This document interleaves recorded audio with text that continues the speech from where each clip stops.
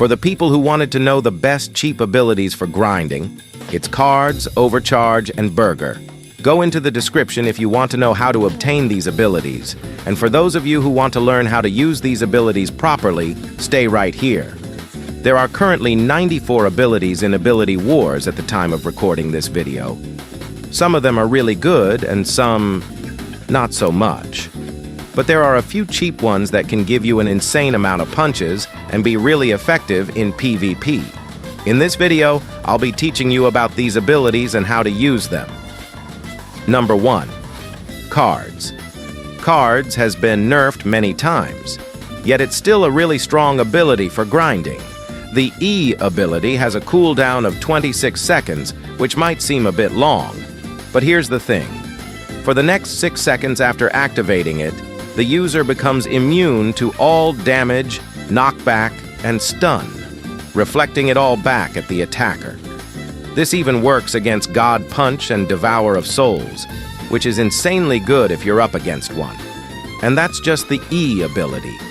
The Q ability isn't as strong, but it's still super useful. When used, the user flicks their hand forward and throws a card. These cards vary in damage, deal slight knockback, and move faster than a normal player. They don't ragdoll, they aren't affected by gravity, and they have a cooldown of just 0.8 seconds, making them extremely spammable. Each time you hit a player with a card, you gain a punch. That's what makes it so good for grinding. Cards can be very powerful when used properly. If you're going against a Devour of Souls or God Punch, make sure to time your E ability carefully. Don't just throw it out randomly, they'll probably wait it out and punish you afterward. And don't walk straight up to them and use the ability expecting them to punch you. Most players don't fall for that. If your E doesn't work, back off and wait for the cooldown before trying again. Number 2. Overcharge. Overcharge comes with 2 abilities and a passive. The passive surrounds the user's arms with electricity. When you punch someone, the electricity disappears for a moment, causing the punch to deal extra damage and briefly stun the enemy. Here's the important part. While the enemy is stunned, you can land a free punch, letting you start a punch combo and deal even more damage. While this passive alone isn't ideal for grinding, if you manage to start a combo with it, it definitely can give you a ton of punches. This passive is very strong in 1v1s or small fights. But if you're fighting teamers, it's almost impossible to get a combo started since you'll usually be interrupted. Luckily, it only takes 16 seconds to recharge. Now, the E ability summons a spear in the user's right hand, which is thrown forward at high speed. If it hits a player, it deals 5% of their health and sticks to them. After a short delay, it explodes, dealing an extra 10%. If it hits a wall instead, it explodes immediately. It has a cooldown of 11 seconds. That is very low for how good this move is. This is great against teamers. If you're facing a group and there's a wall behind them, it might actually be smarter to miss on purpose.